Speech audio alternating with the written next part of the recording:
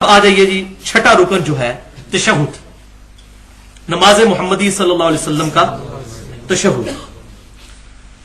सही मुस्लिम में, सुन नबी दाऊद, सुन निसाई और सुन इब्न माजा के अंदर मौजूद है। रसूलुल्लाह सल्लल्लाहु अलैहि वसल्लम जब भी तशहुद के लिए बैठते तो आप सल्लल्लाहु अलैहि वसल्लम अपने दोनों हाथों को अपनी दोनों जानों पर रखते।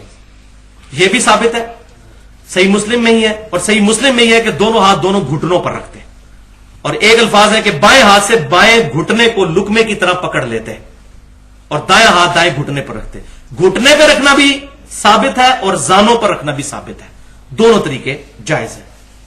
फिर आप सल्लल्लाहु अलैहि वसल्लम दाएं अंगूठे को दरमियानी उंगली से मिलाकर हल्का बनाते, यह भी सही मुस्लिम में मौजूद है।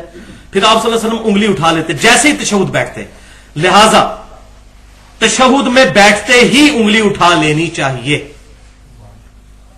तशहुद में बैठते ही उंगली उठा लेनी चाहिए। यह नहीं है कि अशहदु अल्ला इलाहा पे उठानी है और इल्लल्लाह पे गिरानी है, यह कोई साबित नहीं है।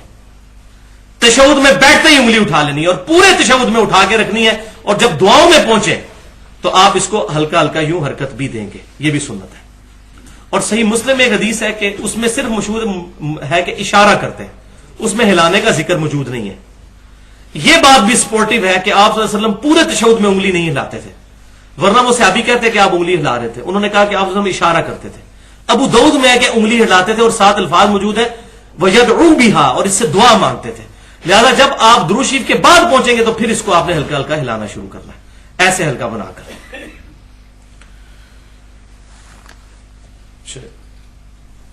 एक और हदीस है सुन नबी दाऊद में कि आप सल्लल्लाहु अलैहि वसल्लम उंगली तो उठाते थे लेकिन हिलाते नहीं थे, तो वो रवायत भी ज़ईफ है। उसमें मोहम्मद बिन अजलान जो है वो मुदल्लिस है और अन से रवायत कर रहे हैं।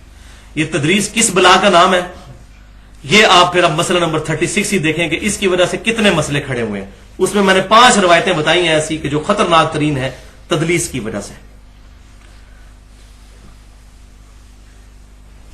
इसके बाद जनाब 25 नंबर स्टेप के रसूलुल्लाह सल्लल्लाहु अलैहि वसल्लम जिस तरह कुरान सिखाया करते थे, बुखारी और मुस्लिम में है, उसी तरीके से तशहुद सिखाते थे।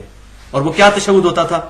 अत्तहियातु लिल्लाहि वस्सलावातु वत्तय्यिबात, अस्सलामु अलैका अय्युहन नबिय्यु व रहमतुल्लाहि व बरकातुहु, अस्सलामु अलैना व अला इबादिल्लाहिस सालिहीन, अशहदु अल्ला इलाहा इल्लल्लाह व अशहदु अन्न मुहम्मदन अब्दुहु व रसूलुहु।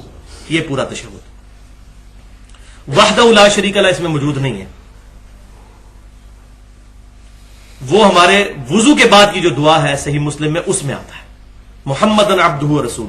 और फिर आप फरमाते हैं सल्लल्लाहु अलैहि वसल्लम कि जो इस तरह सलाम पढ़ेगा जमीन और आसमान में जहां भी कोई नेक बंदा मौजूद है, अल्लाह ताला तुम्हारा सलाम उस तक पहुंचा देगा। लिहाजा जब हम नमाज में अस्सलामु अलैका अय्युहन नबी पढ़ रहे होते हैं तो ये बिल्कुल अस्सलामु अलैका या रसूल अल्लाह ही है, हम कोई इसको गलत नहीं समझते। जहां साबित है वहां पढ़, कब्र रसूल पर भी साबित है, मुसन्नफ इब्न अबी शैबा में, सुनन कुबरा अल बैहकी में, अल मुवत्ता इमाम मालिक में, कि कब्र रसूल पर जाकर अब्दुल्ला बिन उमर पढ़ते थे अस्सलामु अलैका या रसूल अल्लाह, फिर अस्सलामु अलैका या अबा बकर और अस्सलामु अलैका या अबा बकर। वो मानते हैं, उलमाए अरब भी मानते हैं, हदीस बरेलवी देवबंदी सब मानते हैं। नमाज में भी ये इंशाइया है, क्या अल्लाह के नबी आप पर सलाम हो, लेकिन आगे क्या है कि अल्लाह तुम्हारा सलाम पहुंचा देगा। तो अल्हम्दुलिल्लाह हम ये स्टोरी नहीं पढ़ रहे होते, इंशाइया पढ़ रहे होते हैं आप सल्लल्लाहु अलैहि वसल्लम पर सलाम की नीयत से, और अल्लाह ताला हमारा सलाम पहुंचा रहा है, इसमें कोई टेंशन लेने की जरूरत नहीं है। तो ये बुखारी और मुस्लिम दोनों में मौजूद है। 26 नंबर स्टेप कि रसूलुल्लाह सल्लल्लाहु अलैहि वसल्लम जब आखिरी तशहुद में बैठते तो अपने बाएं पांव को अपने दाएं पांव के नीचे से गुजार लेते। अब ये पूरी डेफिनेशन तवर्रुक की आ गई है। सही बुखारी में इंटरनेशनल नंबरिंग के मुताबिक 828 नंबर हदीस, और ये तशहुद के चैप्टर में तशहुद का तरीका इसमें बताया है इमाम बुखारी रहमतुल्लाह अलैह ने। और ये वही हदीस है जो अबू हुमैद सादी की 10 सहाबा वाली हदीस है, लेकिन इसमें कई चीजें अदम जिक्र है और लोग ले आते हैं कि जी इसमें तो रफ़अल यदैन का जिक्र ही कोई नहीं मौजूद है। तो ये पूरी हदीस अबू दाऊद और तिरमिज़ी में है, तो ये तशहुद के चैप्टर में लेके आए, रफ़अल यदैन का चैप्टर अलहदा से बांधा है इमाम बुखारी रहमतुल्लाह अलैह ने। तो ये 828 वो हदीस है। और आप सल्लल्लाहु अलैहि वसल्लम दाएं पांव का पंजा किबला रुख कर लेते और बाएं कूले पर बैठ जाते। इसको कहते हैं तवर्रुक। चूंकि आपका आखिरी तशहुद काफी लंबा दुआओं वाला होता था तो इसमें बंदा थकता नहीं है, वरना अगर आप बाएं पिंडली के ऊपर ही बैठे थोड़ी देर के बाद इंसान थक जाता है, लेकिन अगर बाएं कूले पर आप बैठे तो सुकून से बंदा बैठा रहता है, जिस तरह की औरतें बैठती हैं। यही सुन्नत तरीका है आखिरी तशहुद में। दरमियान वाला तशहुद उसी तरीके से करना है जैसा कि हम आम तशहुद करते हैं। और दुरूद शरीफ का मसला इसके बाद है 27 نمبر کے بخاری اور مسلم میں ہے کہ اس کے بعد آپ صلی اللہ علیہ وسلم یہ درود شریف تعلیم فرماتے، اور بخاری اور مسلم کی متفق علیہ حدیث ہے جب یہ آیت درود نازل ہوئی سورۃ الاحزاب آیت نمبر 56 ان اللہ وملائکتہ یصلون علی النبی، تو اس کے جواب میں آپ صلی اللہ علیہ وسلم نے یہ درود شریف نماز میں پڑھنے کے لیے پرٹیکولر اور ویسے بھی درود شریف یہ سکھایا، درود ابراہیمی، اللہم صلی علی محمد وعلی آل محمد کما صلیت علی ابراہیم وعلی آل ابراہیم انک حمید مجید، اللہم بارک علی محمد وعلی آل محمد کما بارکت علی ابراہیم وعلی آل ابراہیم انک حمید مجید۔ اچھا، سنن نسائی میں انٹرنیشنل نمبرنگ کے مطابق 1721 نمبر حدیث ہے کہ آپ صلی اللہ علیہ وسلم ہر تشہد میں یہ درود شریف اور دعا بھی تعلیم فرماتے تھے، چاہے دوسرا ہو یا چوتھا۔ تو اس سے یہ بات پتہ چلی کہ 4 رکعتوں والی جو نماز ہے اس میں دوسری رکعت میں بھی آپ درود شریف اور دعا کے بھی الفاظ اس میں موجود ہیں، پڑھ سکتے ہیں، جائز ہے۔ یہ جو مسئلہ مشہور ہے کہ جس نے اللہم صلی علی محمد پڑھ لیا اس پہ سجدہ صاحب واجب ہو گیا، یہ بالکل جھوٹی بات ہے۔ درود شریف پڑھنا سنت ہے، تعلیم فرمایا 1721 نمبر حدیث میں۔ اور دوسری رکعت میں 4 رکعت والی نماز میں دوسری والی میں اگر چھوڑ بھی دیا جائے، جیسے ہم فرضوں کی آخری 2 رکعت میں سورت ملانا چھوڑ دیتے ہیں، تو یہ بھی ثابت ہے، مسند امام احمد میں صحیح سند کے ساتھ ہے کہ عبداللہ بن مسعود رضی اللہ تعالیٰ عنہ کہتے ہیں کہ جب تم 4 رکعتوں والی نماز پڑھو تو 2 رکعت والی نماز 2 رکعتوں کے بعد تشہد عبدو و رسولو کے بعد کھڑے ہو جاؤ اور چوتھی رکعت میں ساتھ درود شریف ملا لو، تو یہ بھی جائز ہے۔ تو دونوں طریقے سے جائز ہے الحمدللہ۔ یہ مسئلہ بھی الحمدللہ اس حوالے سے کلیئر ہو گیا۔ اب 28 نمبر سٹیپ، تھرڈ لاسٹ، صحیح مسلم میں حدیث ہے کہ آپ صلی اللہ علیہ وسلم حکم فرمایا کرتے تھے ہر تشہد میں 4 چیزوں کے خلاف اللہ کی پناہ مانگی جائے، اللہ کی پناہ حاصل کی جائے۔ اللہم انی اعوذ بک من عذاب جہنم ومن عذاب القبر ومن فتنة المحیا والممات ومن فتنة المسیح الدجال ومن شر فتنة المسیح الدجال، عذاب جہنم سے، عذاب قبر سے، زندگی اور موت کے فتنے سے، اور مسیح دجال کے فتنے سے، اس کے شر سے، اے اللہ میں تیری پناہ مانگتا ہوں۔ یہ جو ہے بخاری اور مسلم دونوں میں موجود ہے، اس دعا کو بھی یاد کریں۔ اور 29 نمبر سٹیپ یہ ہے کہ انس بن مالک کہتے ہیں بخاری اور مسلم کی متفق علیہ حدیث ہے کہ آپ صلی اللہ علیہ وسلم کی اکثر دعا یہی ہوا کرتی تھی، اللہم ربنا آتنا فی الدنیا حسنہ وفی الآخرۃ حسنۃ وقنا عذاب النار۔ اور یہ بھی صحیح سند کے ثابت ہے کہ رکن یمانی سے حجر اسود کے درمیان طواف کرتے ہوئے مستجاب جو دیوار ہے اس سے گزرتے ہوئے نبی صلی اللہ علیہ وسلم یہ پڑھتے تھے ربنا آتنا فی الدنیا حسنۃ وفی الآخرۃ حسنۃ وقنا عذاب النار، بس ادھر تک، ٹھیک ہے۔ تو یہ والی دعا وہاں پڑھنا بھی آپ صلی اللہ علیہ وسلم کی اکثر یہ سنت تھی، دعا پڑھنا۔ اور یہاں ایک اور خوشخبری بھی ہے کہ بخاری اور مسلم کی متفق علیہ حدیث ہے کہ آپ صلی اللہ علیہ وسلم نے فرمایا کہ درود شریف جب پڑھ لو اس کے بعد جو چاہو اپنے رب سے مانگو۔ تو اس کے تحت آپ درود شریف کے بعد وہ 4 چیزوں سے پناہ مانگنے کے بعد جو مرضی دعا مانگیں، یہ صحیح ہے، اس کی آپ صلی اللہ علیہ وسلم نے اجازت دی ہے۔ آپ دعا مانگ سکتے ہیں رب ارحمہما کما ربیانی صغیرہ، اپنے ماں باپ کے لیے۔ اسی طریقے سے رب اجعلنی مقیم الصلاۃ، یہ دعا بھی مانگ سکتے ہیں۔ اسی طریقے سے ربنا ھب لنا من ازواجنا وذریاتنا قرۃ اعین واجعلنا للمتقین اماما، جو بھی سنت سے لا الہ الا انت سبحانک انی کنت من الظالمین، ساری دعائیں۔ لیکن پہلے وہ 4 چیزوں کے خلاف جو پناہ مانگنی وہ دعا لازمی طور پر یاد کریں، وہ ابلیگیٹری ہے، بلکہ صحیح مسلم میں طاؤس تابی کا قول ہے کہ وہ اگر کوئی بندہ تشہد میں یہ دعا نہیں پڑھتا تھا اس کو کہتا تھا نماز تو دوبارہ پڑھ، کیونکہ حضور صلی اللہ علیہ وسلم نے اس کو حکم فرمایا۔ اندازہ کریں تابعین کتنے اس مسئلے میں سخت تھے۔ اور آخری رکن اور آخری سٹیپ بھی وہ 30واں ہے، بخاری اور مسلم میں موجود، ترمذی، ابو داؤد، نسائی، ابن ماجہ میں، کہ آپ صلی اللہ علیہ وسلم نماز کے اینڈ پر اپنے دائیں اور بائیں دونوں طرف سلام پھیرتے تھے السلام علیکم ورحمۃ اللہ کے الفاظ کے ساتھ۔